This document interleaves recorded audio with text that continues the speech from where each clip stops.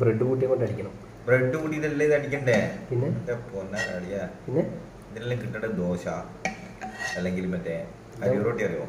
അരിറൊട്ടിയാണ്. പക്ഷെ ഇത് ബ്രെഡ് കൂട്ടി അടിച്ചോ? അതിന്റെ കൂടെ ബ്രെഡ് തേങ്ങാപ്പാലൊന്നും ഇല്ലത്, വേറെ സാധനമാണ്. എന്ത് തേങ്ങാപ്പാലാണ് പറഞ്ഞ വെച്ച് കഴിഞ്ഞാൽ അതൊക്കെ ഇത് കണ്ട തേങ്ങാപ്പാൽ തേങ്ങ തൊട്ടിട്ടില്ല. എന്തെന്നാപ്പത് അതൊക്കെയുണ്ട്. പറട ഉണ്ടാ നമ്മളൊന്നും അറിഞ്ഞിട്ടേ നമ്മള് ഉണ്ടാക്കൂല, അറിയാൻ വേണ്ടി. വീഡിയോ കണ്ടോ? നാളെ വീഡിയോ കണ്ടോ? അങ്ങനെ നമ്മൾ ഫ്രഷായി കഴുകിയെടുത്ത 900 ഗ്രാം ചിക്കൻ ഉണ്ട്. ഇതിലേക്ക് ഇനി നമുക്ക് മസാല ചേർക്കണം. മസാല ഇടുന്ന വീഡിയോ ഞാൻ ഇടാൻ വിട്ടുപോയിട്ടുണ്ട്. നമുക്കിതിലേക്ക് ചെറിയ ജീരകം, വലിയ ജീരകം, കുരുമുളക് പൊടി, അതുപോലെ തന്നെ മല്ലിപ്പൊടി, ഇഞ്ചി വെളുത്തുള്ളി പേസ്റ്റ്, അതുപോലെ തന്നെ അത്യാവശ്യം പുളിപ്പുള്ള തൈര്, ഇതെല്ലാം കൂടെ ഒന്ന് മിക്സ് ചെയ്ത് കുറച്ച് നേരം ഒന്ന് മാറ്റി വെച്ചേക്കണം. ദാ നമ്മൾ ഈ ഒരു രൂപത്തിൽ ഇങ്ങനെ മിക്സ് ചെയ്ത് മാറ്റി വെച്ചിട്ടുണ്ട്.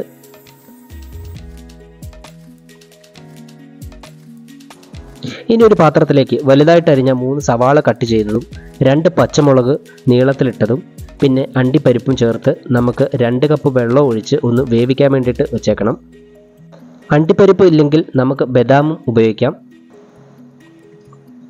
അങ്ങനെ നമ്മുടെ സവാള ഏകദേശം ഒന്ന് വെന്ത് വന്നിട്ടുണ്ട്. ഇടയ്ക്കിടയ്ക്കൊന്ന് ഇളക്കി കൊടുക്കുക. അത്യാവശ്യം വെള്ളമെല്ലാം വറ്റി അത്യാവശ്യം നമ്മുടെ സവാളയും ഈ അണ്ടിപ്പരിപ്പും എല്ലാം ഒന്ന് വെന്ത് കിട്ടിയിട്ടുണ്ട്. ഇതിന് നമുക്ക് ചൂടൊക്കെ ഒന്ന് മാറിയതിന് ശേഷം മിക്സിയുടെ ജാറിലിട്ട് നമുക്കിതൊന്ന് അരച്ചെടുക്കണം. ഈ ഒരു രൂപത്തിൽ നമ്മൾ അരച്ചെടുക്കുക. ഇനി നമുക്കൊരു പാൻ ചൂടാക്കിയതിന് ശേഷം അതിലേക്ക് വെളിച്ചെണ്ണ തന്നെ ഉപയോഗിക്കാൻ നോക്കുക. അതിലേക്ക് കറുവാപ്പട്ട, ഗ്രാമ്പു, ഏലക്ക എല്ലാം കൂടി ഇട്ടൊന്ന് ചൂടാക്കിയെടുക്കുക.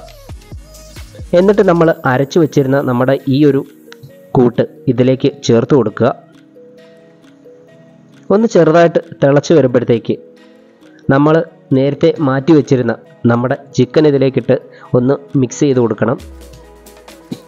ഇത് നല്ല വൃത്തിക്കൊന്ന് മിക്സ് ചെയ്ത് ഇളക്കി കൊടുക്കണം കേട്ടോ.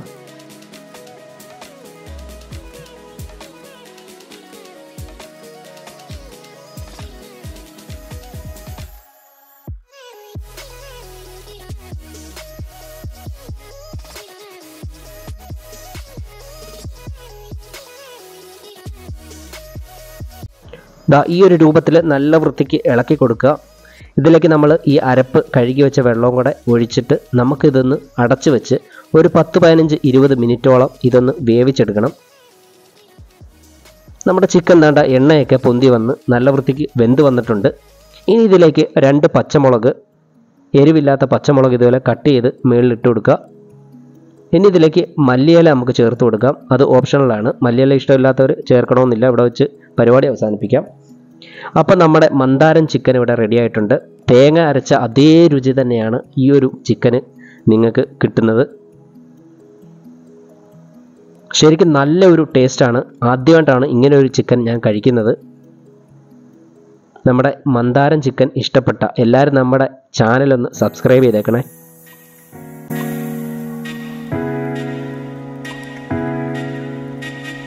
കാണുമ്പോൾ തന്നെ നിങ്ങൾക്ക് മനസ്സിലാവും നല്ല വൃത്തിക്ക് ചിക്കനൊക്കെ വെന്ത് ആ ഗ്രേവിയൊക്കെ നല്ലതായിട്ട് കുറുകി വന്നിട്ടുണ്ട്. ഇതിന് ഞാൻ കഴിക്കുന്നത് ബ്രെഡിൻ്റെ കൂടാണ് കേട്ടോ. ഒരു പ്രത്യേക കോമ്പിനേഷനാണ് ഈ സംഭവങ്ങൾ, ബ്രെഡും ചിക്കനും. പ്രത്യേകിച്ച് ഈ ഒരു മന്ദാരം ചിക്കൻ ഇതിൻ്റെ കൂടെ കഴിക്കാൻ ഒരു പ്രത്യേക ടേസ്റ്റാണ്. അപ്പോൾ എല്ലാവരും ഇതൊന്ന് ട്രൈ ചെയ്ത് നോക്കുക. നമ്മുടെ വീഡിയോ ഇഷ്ടപ്പെട്ട എല്ലാവരും നമ്മുടെ ചാനലൊന്ന് സബ്സ്ക്രൈബ് ചെയ്തേക്കുക. പുതിയ പുതിയ വീഡിയോകളും പുതിയ പുതിയ കാഴ്ചകളൊക്കെ ആയിട്ട് നമുക്ക് വീണ്ടും വരാം. എല്ലാവർക്കും ഗുഡ് ബൈ.